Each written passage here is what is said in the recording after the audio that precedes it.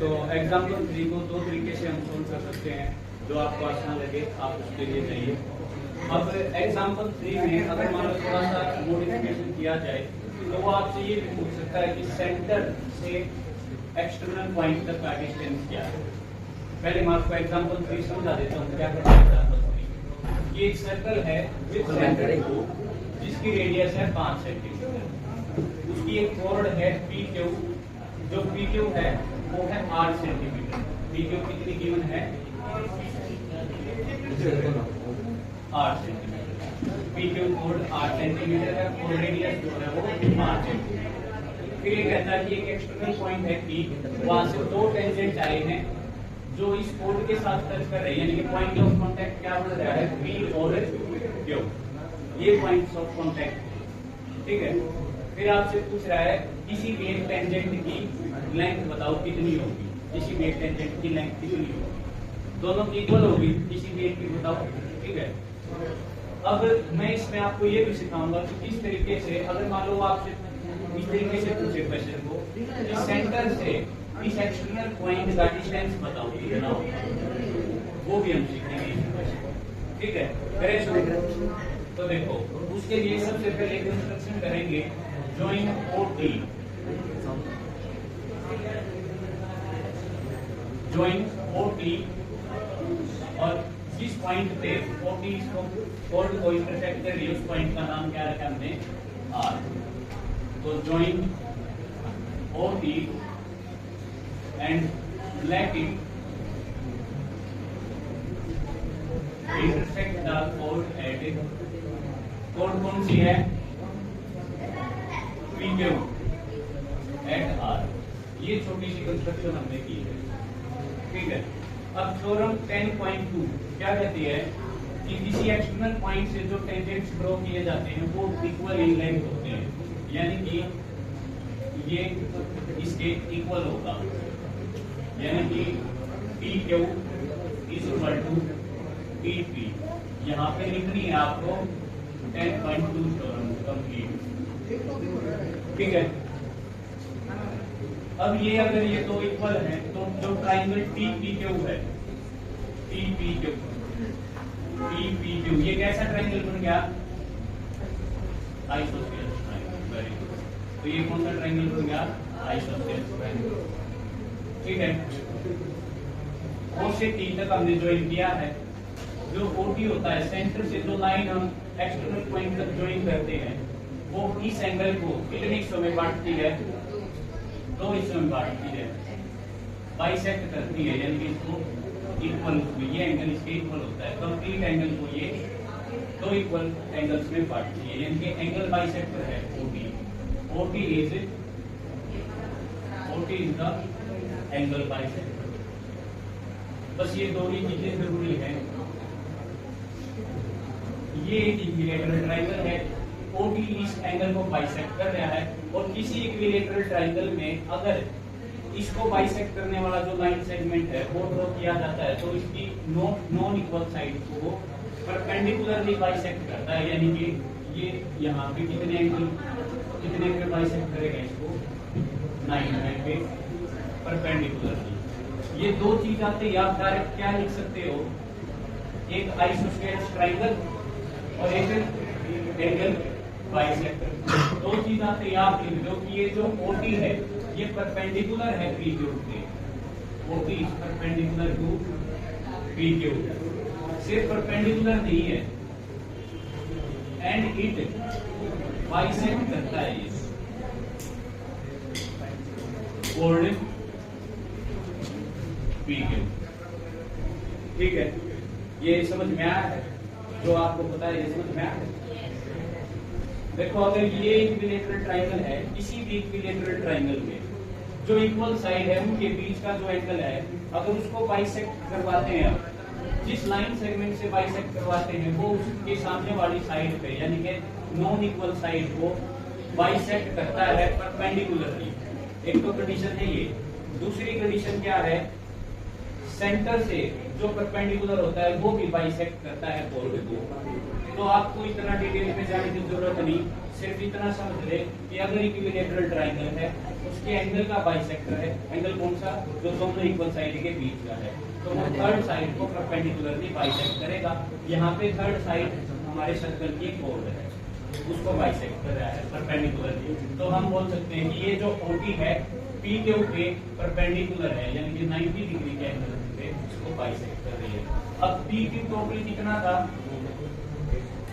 8 centimetre, तो ये भी कितना हो गया, और ये भी समझ में आया यहाँ तक कोई डाउट? ठीक है, ये हो गया।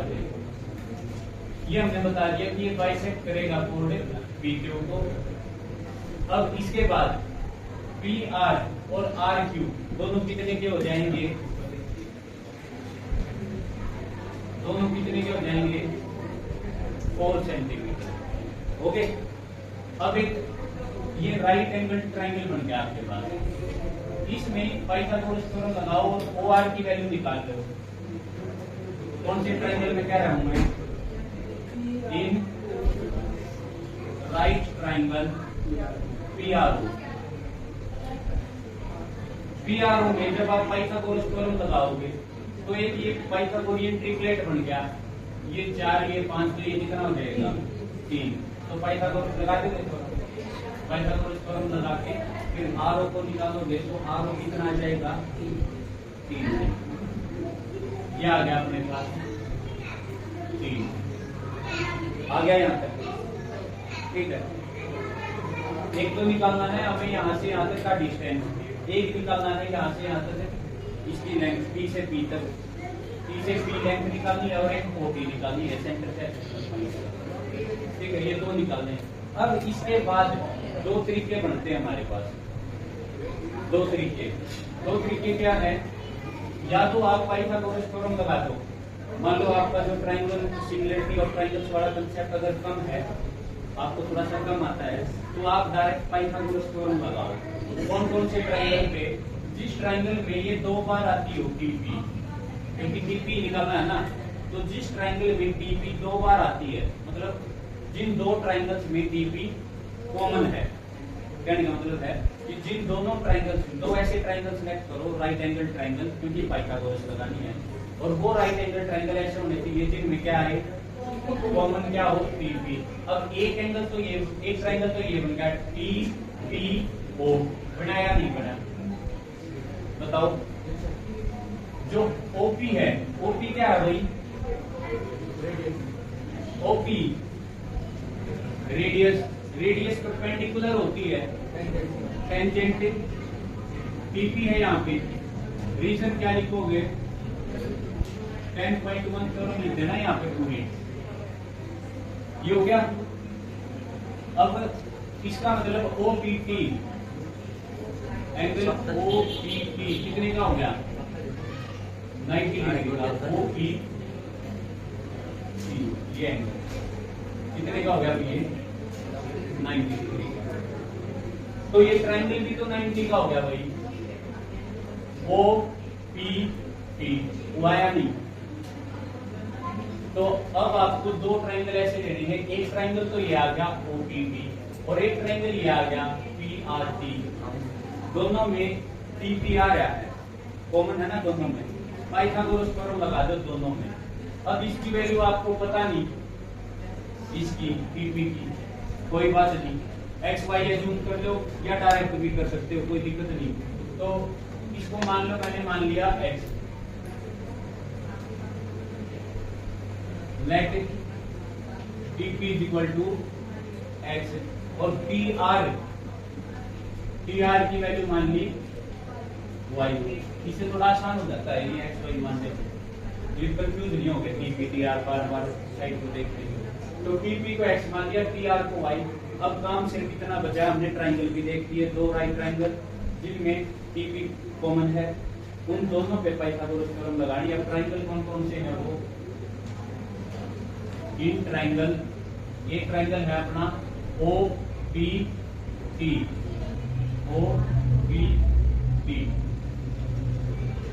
एंड पहले OPT पे लगाओ, OPT पे पाइथागोरस थ्योरम लगाओ, OPT अगर ओपीटी की बात करूं तो पी पे तो 90 है, इसके सामने जो ओटी है ये क्या हो जाएगा, हाइपोटेन्यूज का square is equal to perpendicular square plus base square.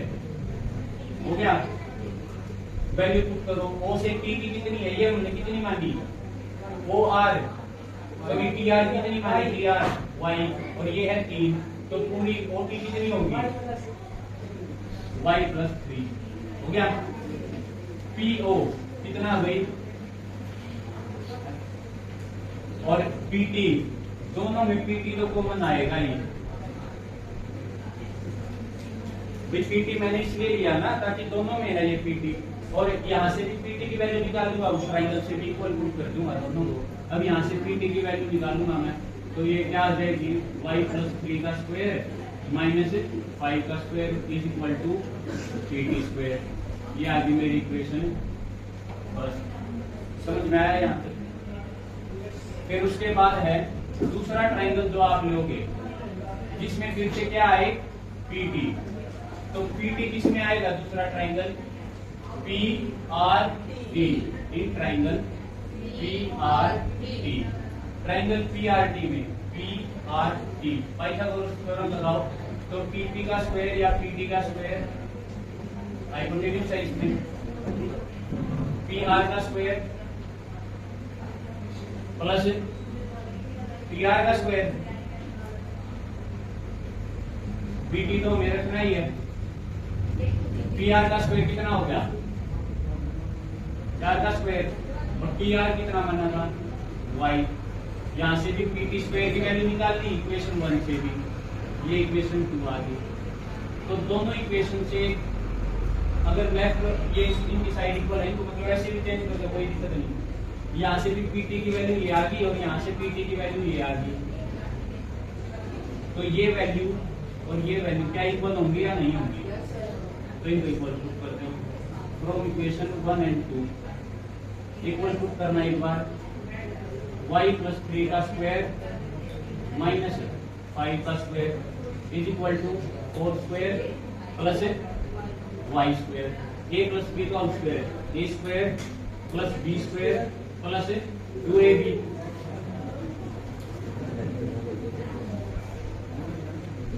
y square यहाँ भी है, यहाँ भी है, कैंसिल आउट हो गया। अब यहाँ पे 6y, 25 में से 9 गए, 16 माइनस के बचे, और उधर जाके प्लस का हो जाएगा, 16 प्लस 16 कितना हो गया, 32।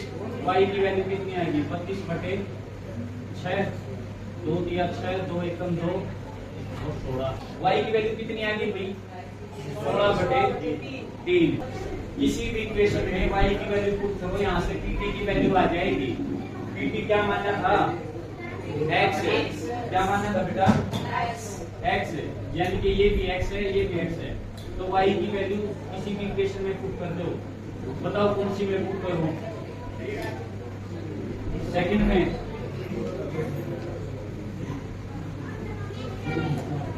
Put this value in equation 2। Equation 2 में जब पुट करोगे तो pt कितना था अपना,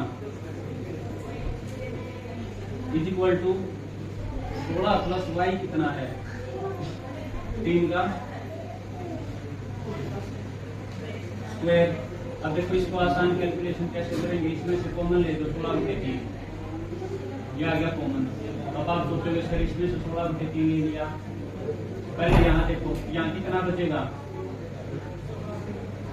यहाँ से अगर मैं 16 बटे 9 ले लेता हूँ, डिनोमिनेटर पूरा ही 16 हो गया, 16 बटे 9 ले लिया मैंने, 3 या 9 होगा ना, ऊपर कितना बचेगा, 16 का स्क्वायर, भैया 16 का स्क्वायर, 3 का स्क्वायर, दोनों का स्क्वायर है, 16 बटे 9 ले लिया मैंने, तो यहाँ तो कितना बच गया, सिर्फ 16, नीचे 9 आ रहा है, यहाँ कितना बचेगा,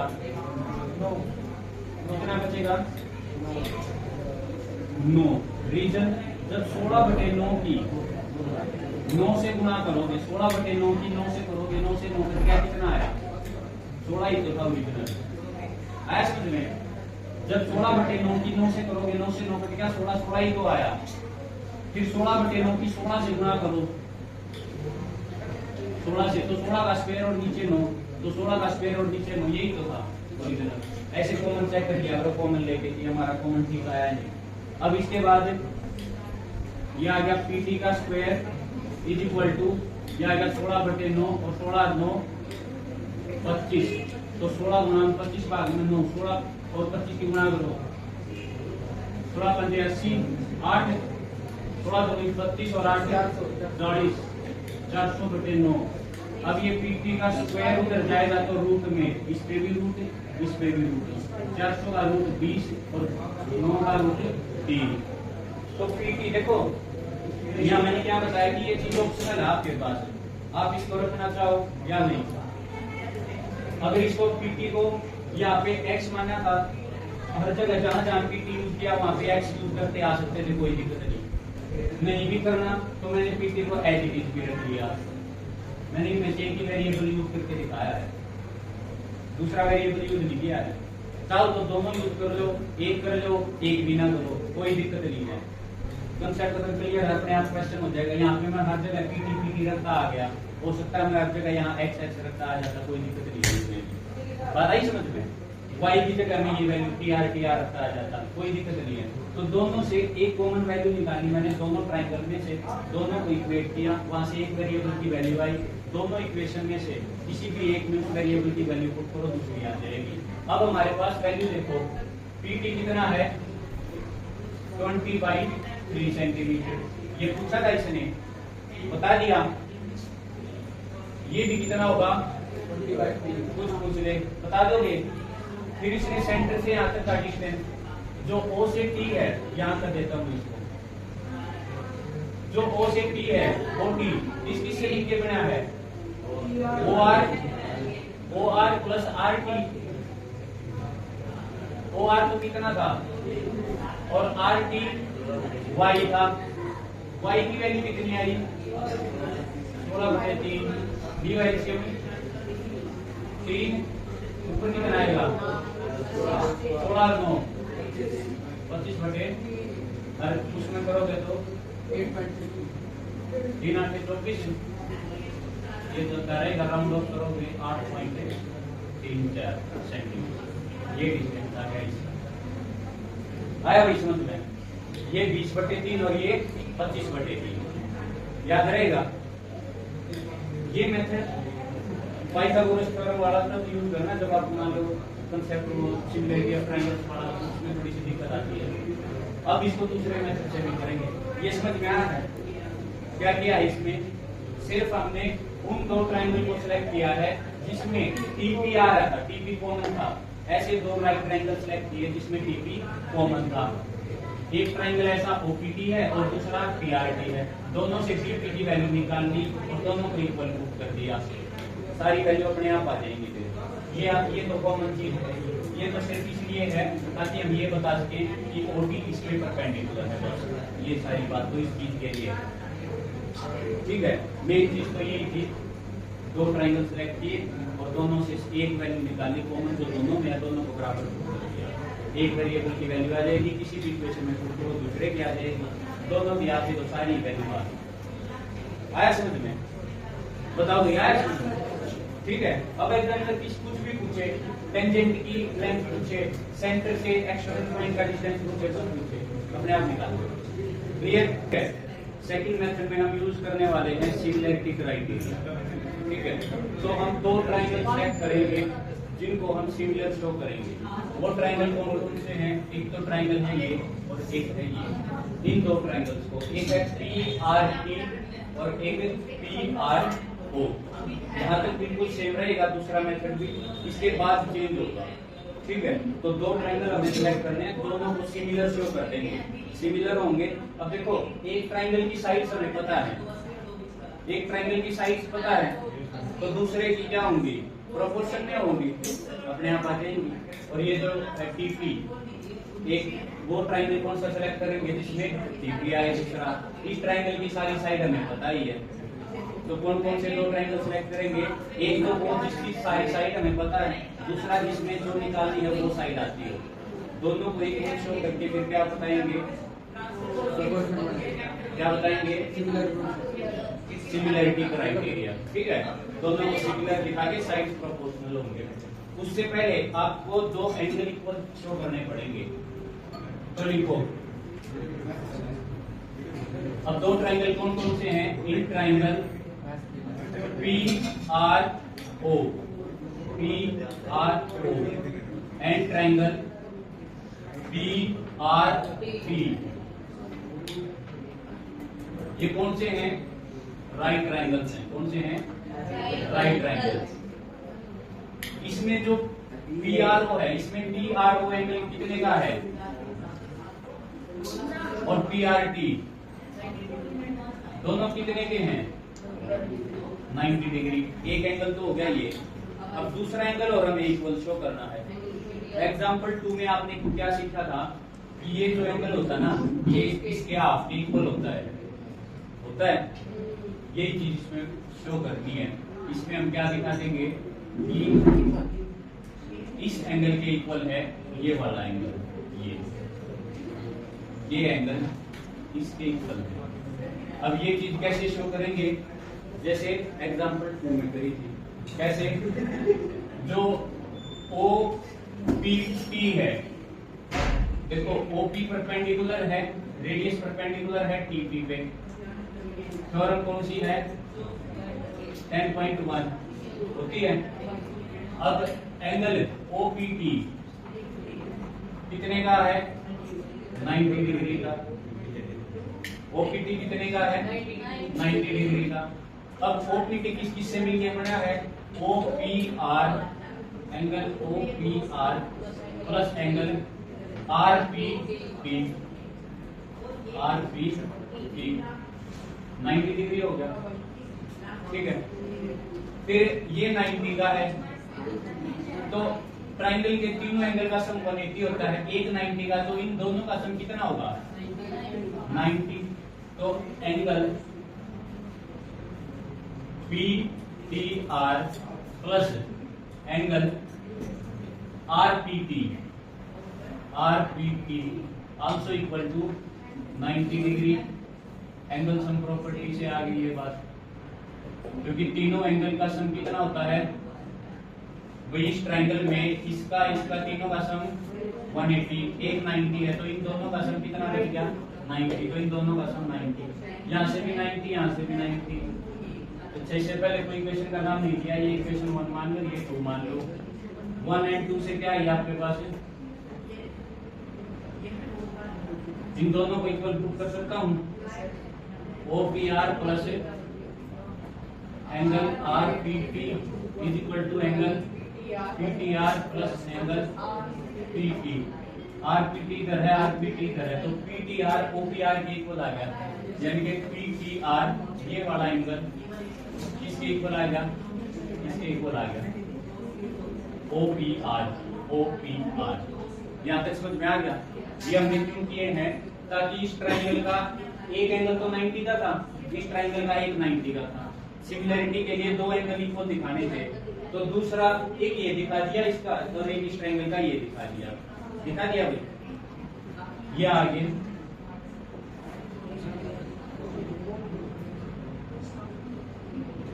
ठीक है।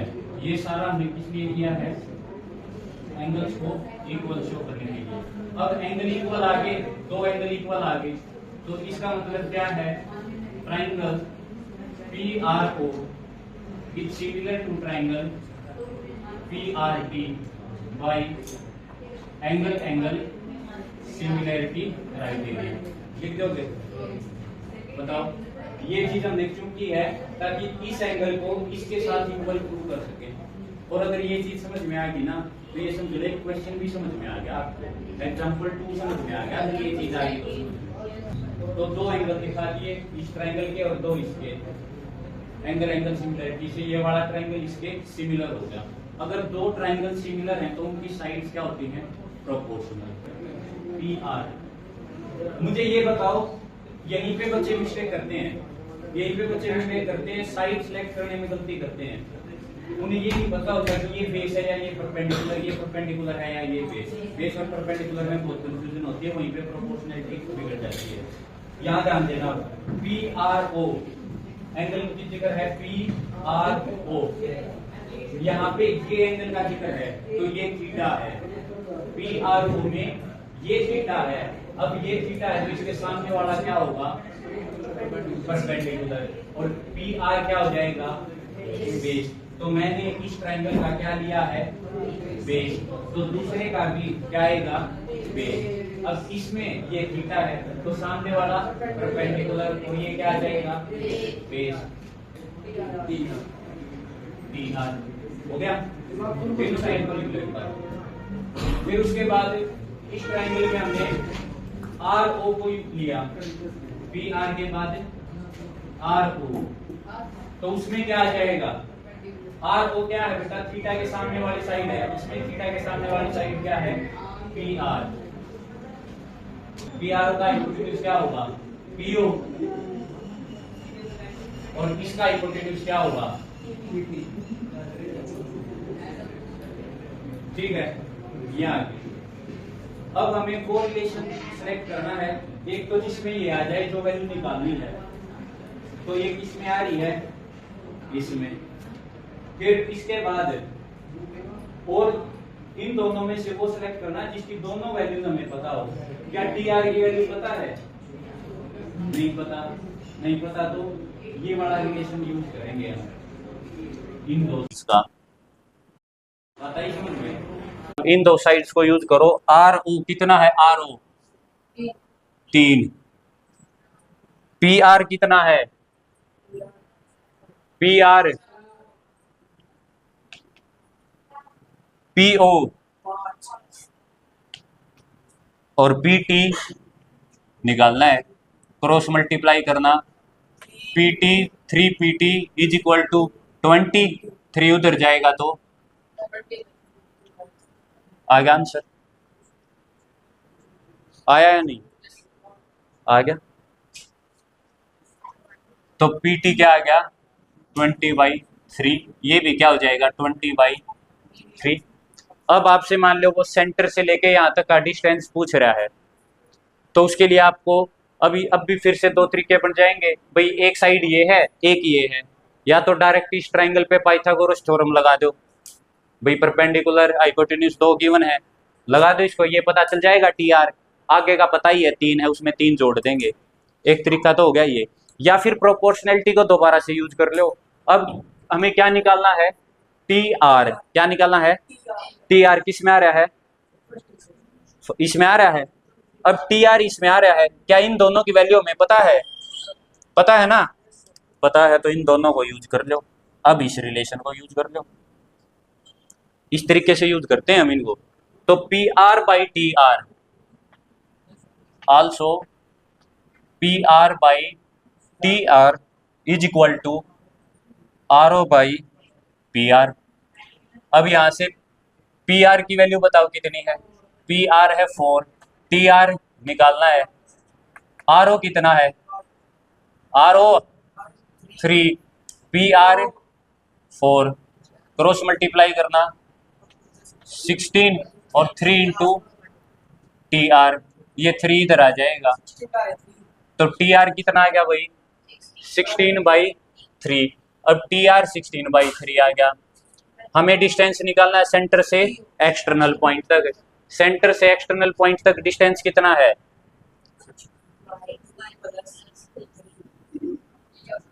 लेंथ ऑफ, क्या निकालनी है हमें, O T is equal to O R plus T R, ठीक है। अब ओ आर कितना है भाई 3, और टी आर जो भी निकाला, एलसीएम 3, 9, 16, 16 और 9 25/सेंटीमीटर। तो सेंटर से यहाँ तक का डिस्टेंस 25/3 और टेंजेंट का 20/3, टेंजेंट की लेंथ 20/3 और यहाँ से यहाँ तक लाइन सेगमेंट 25/3। दोनों तरीके से आपको समझा दिया है, समझ में आया है, बोलो। इस एग्जाम्पल में आपका दूसरा एग्जाम्पल भी कवर हो गया, ये है दूसरा एग्जाम्पल, क्लियर, आ गया समझ में, ये था भाई। तो हंसते रहो, मुस्कुराते रहो, खेलते रहो और देखते रहो वी द लर्नर्स।